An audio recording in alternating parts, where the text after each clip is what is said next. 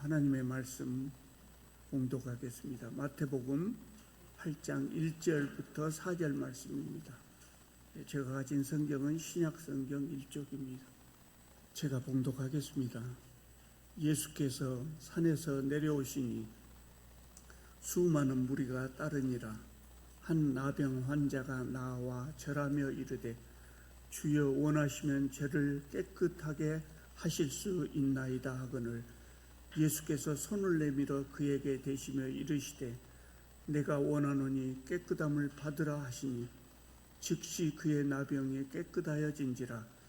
예수께서 이르시되 삼가 아무에게도 이르지 말고 다만 가서 제사장에게 내 몸을 보이고 모세가 명한 예물을 드려 그들에게 입증하라 하시니라.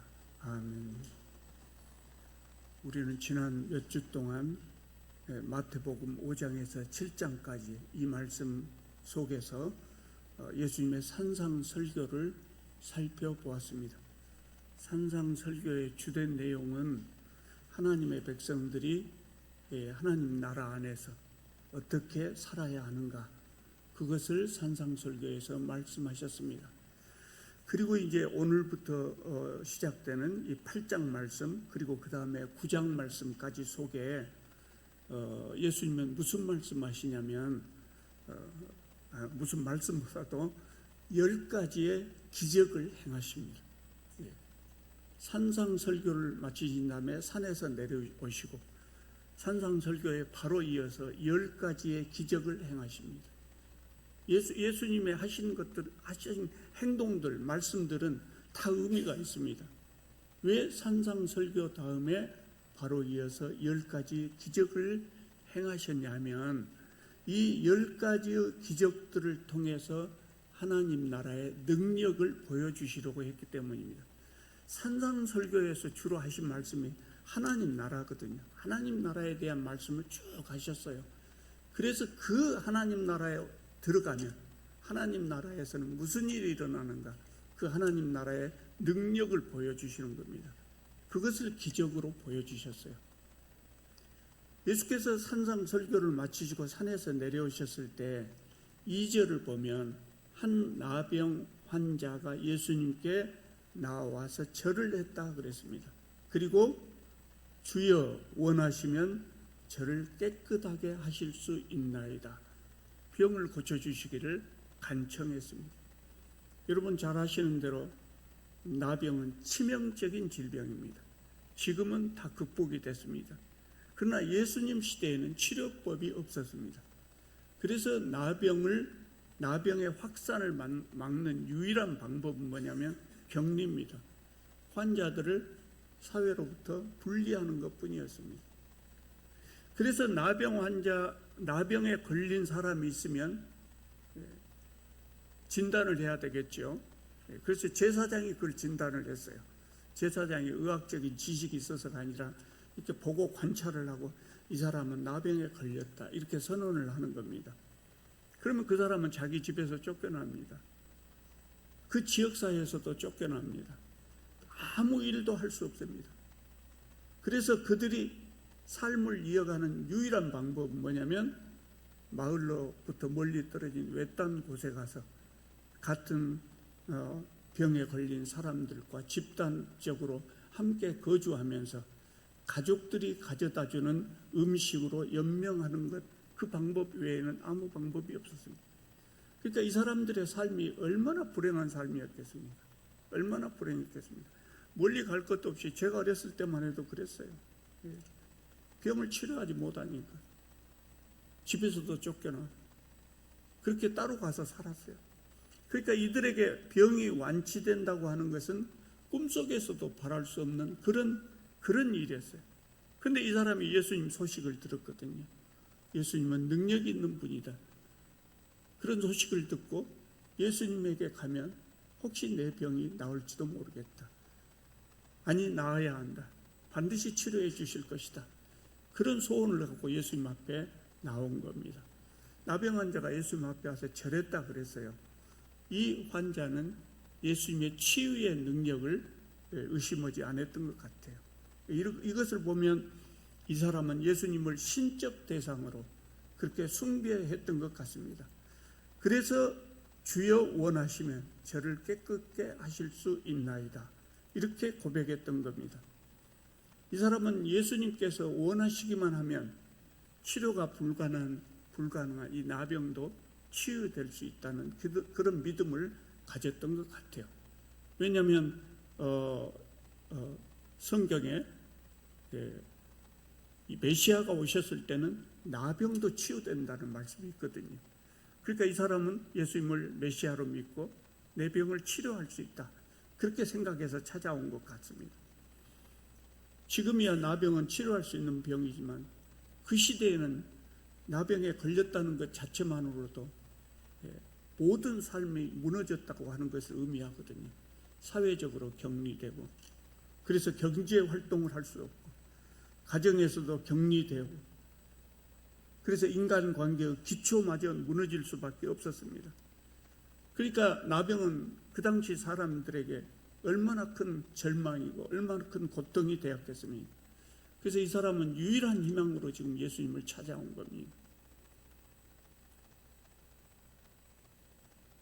나병 환자에게 나병은 분명히 치명적인 문제였고 지독한 불행이었을 것입니다.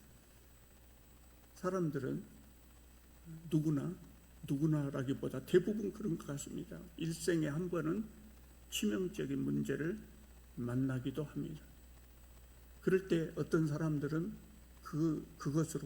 그것이 불행으로, 또 인생의 실패로 그렇게 끝나기도 하지만, 또 어떤 사람은 그런 문제를 통해서 하나님을 더 잘 알게 되고 하나님께 더 가까이 가기도 합니다. 치명적인 문제가 복일 수는 없습니다.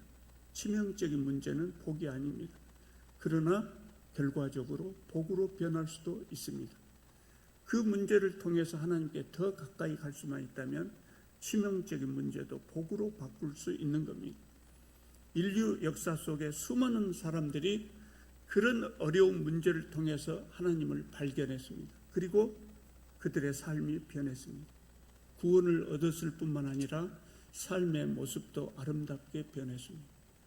여러분들은 평생 순탄한 삶을 사시고 어려운 문제를 만나지 않기를 바랍니다.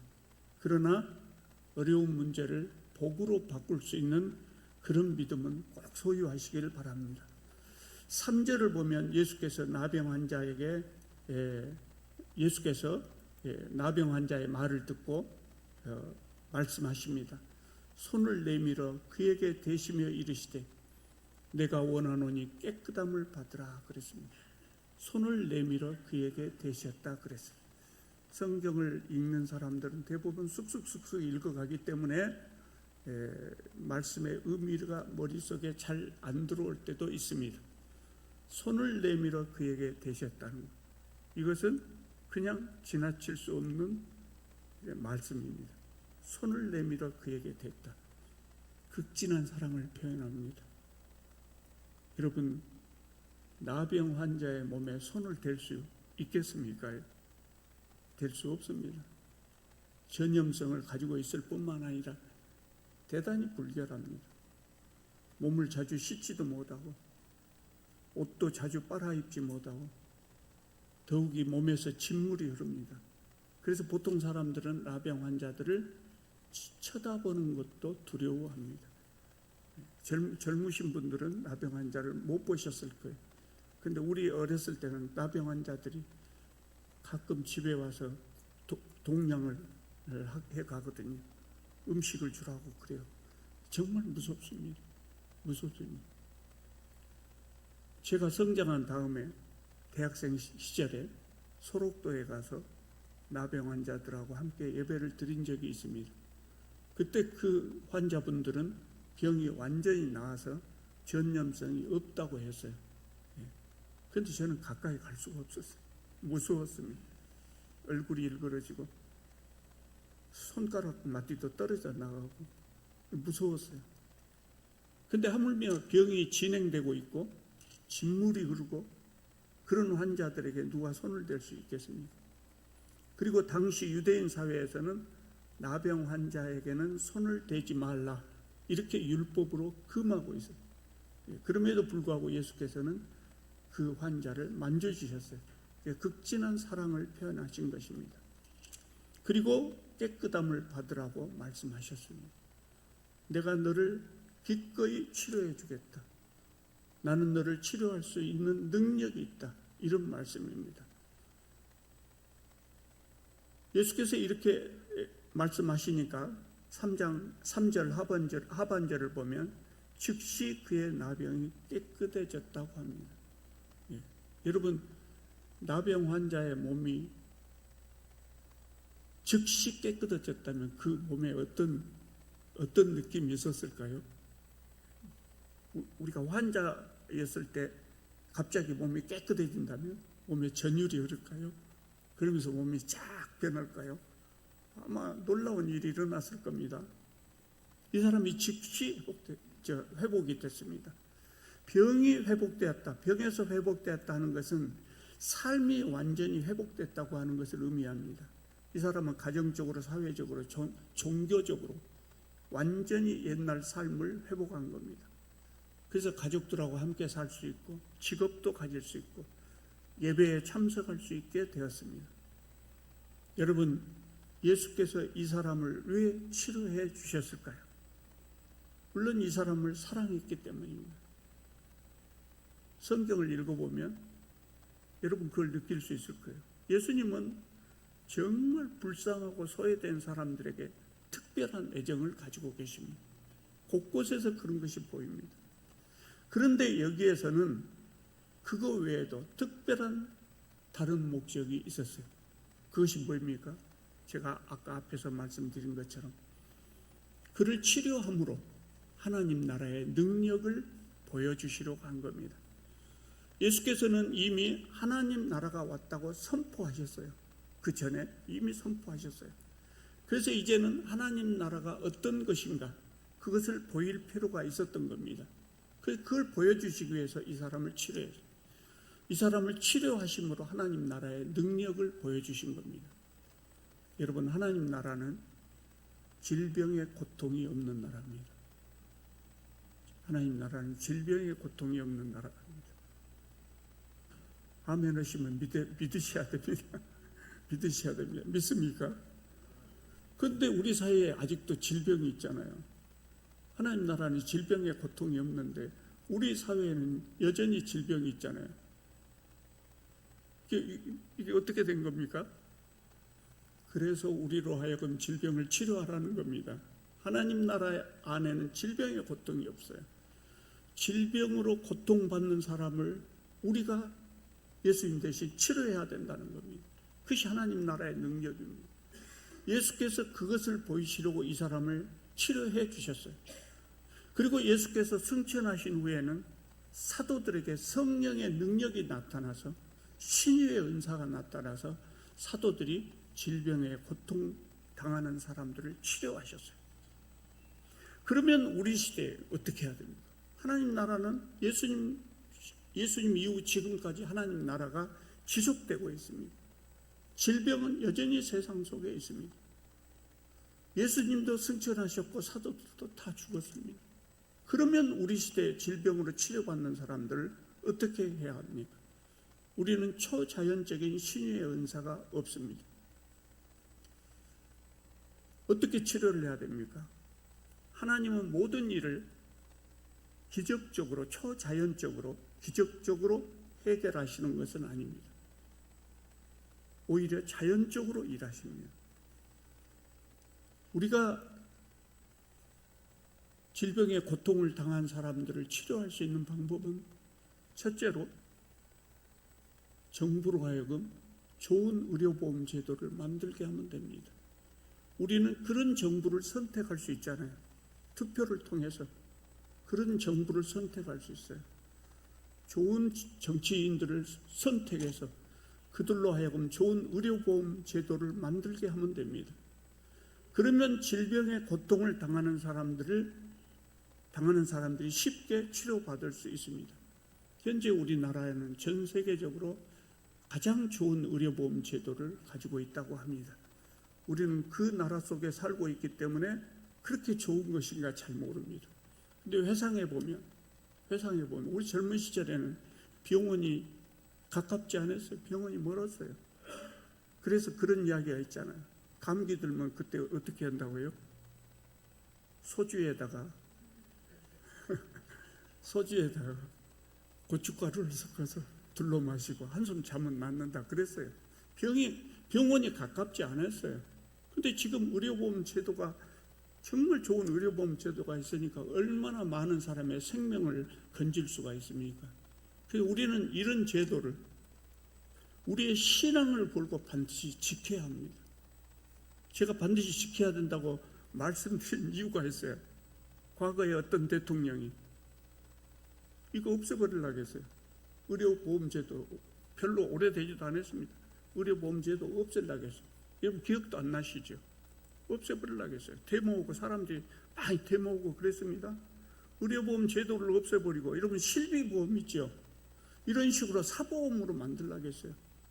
보험회사 좋은 일만 나게 생겼지.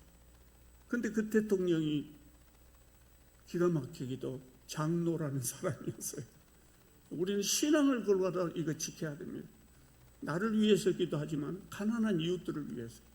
그리고 의료보험료 내라 하면 아무 말도 말고 내셔야 됩니다. 투덜거리지 말고 내셔야 돼요. 나를 위한 것이기도 하지만 가난한 이웃을 위한 것이기도 합니다. 또 방법이 있습니다. 또 우리가 질병의 고통에서 사람들을 해방시키기 위한 또 다른 방법. 특히 사업하시는 분들 사업을 잘 하시면 됩니다. 사업을 잘 하셔서 사업이 사업을 잘 되게 해서 사업이 번창하면 더 많은 사람들을 고용해 주면 됩니다. 더 많은 사람들을 고용해서 월급을 많이 주시면 그러면 그 사람들이 또 그 가족들이 병이 들었을 때 병원에 가서 치료받을 수 있게 하는 겁니다. 그렇게 우리는 사람들을 치료할 수 있습니다. 교회가 헌금을 모아서 그들을 치료할 수도 있습니다. 우리나라가 먹고 살만한 나라가 됐고 또 의료보험이 잘 되어 있다고 하지만 아직도 너무나 가난해서 치료받을 수 없는 사람도 있습니다. 우리는 여유가 없을지라도 내가 일주일에 한 끼만 굶자, 한 달에 한 끼만 굶자. 그래서 이것을 헌금해서 그 사람들을 위해서 써야 되겠다. 그런 마음을 가지고 우리 헌금을 모아서 그런 사람들을 도울 수 있습니다. 우리에게 신유의 은사가 없을지라도 하나님께서 주신 것으로 일하면 됩니다. 하나님께서 주신 것으로 일하면 됩니다. 우리가 가진 것으로 할 수 있는 일이 많이 있습니다. 그것이 하나님 나라입니다. 하나님께서는 우리를 통해서 하나님 나라의 능력을 나타내기를 원하십니다. 4절을 보면 예수께서 나병 환자에게 말씀하시는데요. 전혀 기대하지 못한 말씀이 나와요. 어려워요. 그래서 삼가 아무에게도 이르지 말라. 제사장에게 찾아가서 몸을 보이고 예물을 드려, 그 말은 제사를 드리는 거, 율법대로 제사를 드리는 겁니다. 그것을 하는 이유는 제사장에게 가서 몸을 보이고 이 사람이 치료가 되었다 하는 진단을 받아야 다시 가정에 복귀할 수 있고 사회에 복귀할 수 있기 때문에 그런 겁니다. 그래서 그것은 하라고 그랬어요. 그런데 우리가 이해할 수 없는 말씀은 뭐냐면 아무에게도 이 사실을 말하지 말라. 왜 그랬을까요? 왜 그랬을까요? 예수께서 나병 환자를 치료하신 이 기적은 대단히 자랑스러운 일이잖아요. 그러니까 이 환자가 나는 예수님으로부터 이 나병의 치유를 받았다라고 선전하고 다닌다면 예수님이 메시아라고 하는 사실이 더 많이 알려질 겁니다. 더 많이 알려질 겁니다. 그래서 이 기적은 예수님을 알릴 수 있는 매우 좋은 기회였단 말이죠. 그런데도 예수님은 아무에게도 이르지 말라고 말씀하셔요. 왜 그랬을까요? 이해가 잘 안 갑니다. 예수께서 광야에서 당하신 두 번째 기적을 생각하시면 이거 이해할 수 있습니다. 예수님은 공생애를 시작하시기 전에 먼저 미리서 그런 고민을 하셨어요. 나름대로 고민을 하시고 이 방법은 내가 사역하는 방법이 아니다 결론을 내리고 계셨어요. 그래서 아무에게도 말하지 말라고 한 거예요. 두 번째 시험이 뭡니까? 마귀가 예수님을 성전 꼭대기에 데리고 가서 거기에 세우고, 네가 만일 하나님의 아들이거든 뛰어내려라. 하나님께서 천사를 보내서 손으로 너를 받들어 안전하게 받아주실 것 아니냐, 그렇게 말을 했어요. 유혹했어요. 예수께서 뭐라고 하십니까?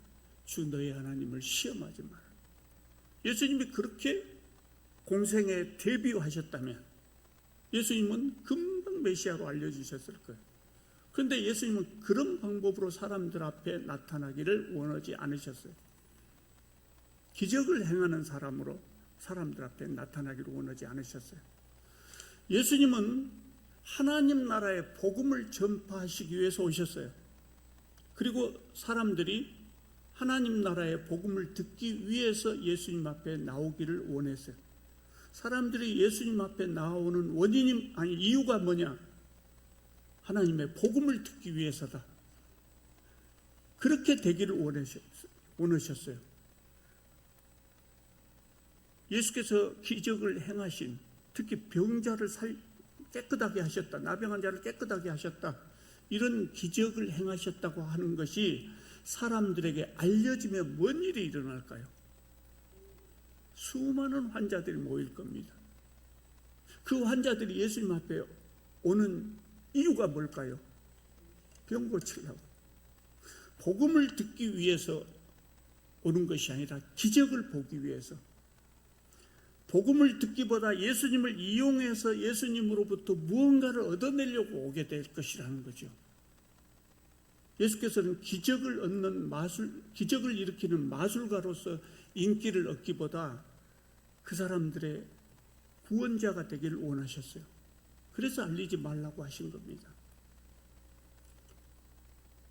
예수님이 꿈꿨던 세상 여러분 아시죠? 예수님은 모든 사람들이 서로 사랑하면서 세상이 여전히 가난할지라도 콩 한 쪽이라도 서로 나누어 먹는 그런 나라를 꿈꾸셨어요. 세상을 그런 나라로 바꾸시려고 했어요. 예수께서 이루려고 하셨던 그 하나님 나라는 모든 사람이 윤택해서 잘 사는 나라가 아니고, 가난해도, 사람들이 다 가난해도 서로가 우애하고 사랑하고 배려하면서 못 먹어도 가진 것을 서로 나눠 먹고, 이런 세상을 예수님은 꿈꾸셨어요. 세상을 그런 하나님의 나라로 바꾸시려고 하셨어요. 그러나 기적을 본 사람들은 이웃에는 관심이 없고 하나님 나라에도 관심이 없고 나만 생각한 것이죠. 그 기적이 나에게 이루어져서 내가 재물과 명예와 권력과 건강을 얻기를 바랄 뿐이죠. 실제로도 그랬습니다. 예수께서 기적을 계속해서 일으키시니까 말하지 말라고 했어도 이 소문이 퍼져나갔죠. 그래서 많은 사람들이 예수님 앞에 그것만을 보고 나왔다. 옛날이나 지금이나 사람들은 다 같이 행복하게 사는 하나님 나라에 관심이 없어요. 모두가 잘 살아요. 서로 사랑하고 우애하고 그렇게 모두가 다 행복하게 잘 사는 그런 하나님 나라에는 관심이 없어요. 별로 없어요. 예수님을 이용해서 뭔가를 얻으려고 교회에 나오는 사람들이 많습니다. 하나님 나라보다는 자신의 물질적인 필요를 채워주시기를 바라고 하나님께 나옵니다. 만사형통을 바라고 하나님께 나옵니다. 그런 사람들이 많습니다. 하나님께서 우리의 물질적인 복을 허락하십니까? 우리에게? 하나님은 우리에게 물질적인 복을 주실까요? 명예와 권력과 건강도 주실까요? 주십니다. 하나님은 그것도 주십니다. 하나님은 그런 복도 주십니다. 하나님 우리의 어머니이시고 아버지십니다. 그래서 당연히 우리를 먹이시고 입히십니다. 그래서 당연히 물질적인 복도 주십니다. 그러나 그것만을 바라고 하나님을 믿어서는 안 됩니다. 그러면 아무것도 얻지 못합니다. 그것만을 바라고 하나님을 믿으면, 그것만을 바라고 하나님께 나오면 그것을 얻을 수가 없습니다. 기독교뿐만 아닙니다. 기독교뿐만 아닙니다. 어떤 종교를 찾아가도 그 종교를 찾아가서 개인적인 필요, 재물과 명예와 권력과 건강만을 구한다면 얻을 수 없습니다. 고등 종교치고 그런 종교 없습니다. 없습니다. 그럼에도 불구하고 불교에서도 독실한 불교 신자라고 하는 사람들 중에서도 부처님 앞에 나가서 남보다도 잘 살게 해달라고 비는 사람들 많습니다. 심지어는 어떤 절에 가면 탑돌이 하면서 소원을 빌고 그것을 제도적으로 만든 사람들이 만들어서 이용하는 그런 스님들도 있습니다. 그런 사람들은 스님이라기보다 저는 개인적으로 중들이라고 따로 구별해서 부릅니다. 못된 중들이 그렇게 하고 있습니다. 그 얻을 수 있을까요? 그렇게 하면 소원이 성취될까요? 안 됩니다. 안 됩니다. 왜 안 됩니까? 석가모니가 어떤 분입니까? 훌륭한 분입니다. 왕자였습니다. 석가모니는 왕자였습니다. 원래 재물과 명예를 가지고 태어난 사람입니다. 요새로 말하자면 금수저로 태어난 사람입니다. 원래 다 가지고 있었어요. 가만히 앉아 있어도 재물과 명예와 권력을 누릴 수 있는 사람이었어요. 그런데 득도를 위해서 모든 것을 버리고 출가했습니다. 진리를 얻는 것이 재물과 명예와 권력보다도, 권력을 누리는 것보다도 훨씬 좋은 것이다 하는 것을 알았기 때문에 그 다 버리고 출가를 했다. 그런데 그분이 버린 물질적인 복을 그 다 버린 석가모니한테 가서 그것을 구하면 얻을 수 있겠습니까? 석가모니가 한탄을 하겠죠. 이 사람들아, 나는 더 좋은 것이 있어서 그거 다 버렸네. 그럴 것 아닙니까? 제가 알기로는 그런 이기적인 기도를 들어주는 종교는 세상에 어디에도 없습니다. 딱 한 가지 있습니다. 어디에도 없는 것이 아니라 딱 한 가지 있습니다. 그런데 어디에도 없다고 한 이유는 그 종교라고 볼 수도 없기 때문에 그렇습니다. 어떤 종교에 이것이 있습니까? 원하는 대로 다 들어준다는 종교가 있습니다. 무속신앙입니다. 무속신앙, 기복신앙입니다. 무속신앙을 믿으면 다 이루어질까요? 그대로 믿는다면 저도 한번 믿어보고 싶어요. 안 돼요. 왜 그래요? 무속신앙을, 그러기 때문에 우리가 무속신앙을 미신이라고 하는 거예요. 미신이에요. 그냥 그렇게 된다고 자기가 바라고 믿는 것이죠. 실제로 그렇게 되지 않습니다. 우리는 하나님을 믿는 사람들이에요. 보통 종교가 아니에요. 하나님을 믿는 사람들이에요. 그런데 무속신앙을 믿는 사람들과 같은 행동을 하면 되겠습니까?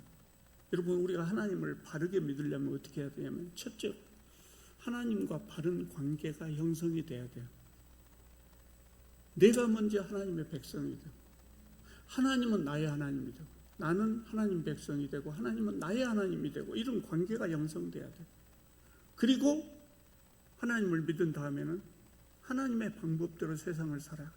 세상의 처세술대로 사는 것이 아니고 예수께서 가르치신 방법, 산상설교 말씀대로 살아야 됩니다. 그래야 하나님 백성이 됩니다. 그러면 그 다음에 어떻게 됩니까? 우리가 그렇게 살 때 하나님 나라가 확장되고 그 나라 안에서 나와 내 이웃이 서로 사랑하고 우애하면서 행복하게 사는 것입니다. 그래서 예수께서 뭐라고 말씀하십니까? 먼저 하나님 나라와 하나님의 정의를 구하라고 말씀하셨어요. 그렇게 살 때 우리에게 하나님께서 우리에게 필요한 것들을 다 주신다고 하셨어요.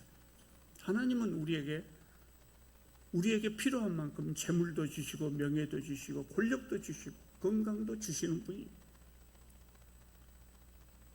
그런데 그것만을 구하고 하나님께 나오면, 그것만을 위해서 하나님께 나오면 받을 수가 없는 거예요. 여러분, 사업하다 보면 어려울 때가 있죠. 몸이 아파서 힘들 때가 있죠. 하나님께 구하십시오. 하나님께 구하는 것은 잘못된 것 아닙니다. 부도의 위기에서 오늘 넘길 수 있을까, 내일을 넘길 수 있을까, 그런 위기에서 하나님께 구하는 것 잘못된 것 아닙니다. 죽을 병이 들었을 때 낫고자 하나님께 기도하는 것은 잘못된 것 아닙니다. 아마 구하면 하나님께서 주실 것이라고 생각합니다. 그러나 하나님과 관계가 바로 서지 못했을 때, 그런 상태에서 하나님께 무엇을 구하면 아마 얻기 어려울 겁니다. 예수께서 나병 환자에게 아무에게도 말하지 말라고 말씀하신 그 이유가 바로 이것입니다. 여러분, 출가한 자식이 집에 오면 아버지의 얼굴을 볼 때마다 돈 좀 주세요, 돈 좀 주세요. 아버지를 볼 때마다 돈 하는 자식이 있다면 그 사람이 재벌이라고 해도 돈 주고 싶겠습니까? 그래서 예수께서는 아무에도 이야기하지 말라고 말씀하신 것입니다. 나병 환자가 치료되었다고 하는 것은 메시아가 오셨다는 증거였어요. 메시아와 함께 하나님 나라가 시작되었다는 그런 뜻입니다. 그래서 예수님은 나병 환자를 고치심으로 하나님 나라가 왔다고 하는 것을 보여주시고 하나님 나라의 능력을 보여주신 겁니다. 그 하나님 나라가 지금도 계속되고 있어요. 그 속에서 우리가 살고 있어요. 우리는 이 하나님 나라 안에 살면서 예수님처럼 정말 가난하고 어려운 이웃들을 치료하실 수 있기를 바랍니다. 기도드리겠습니다.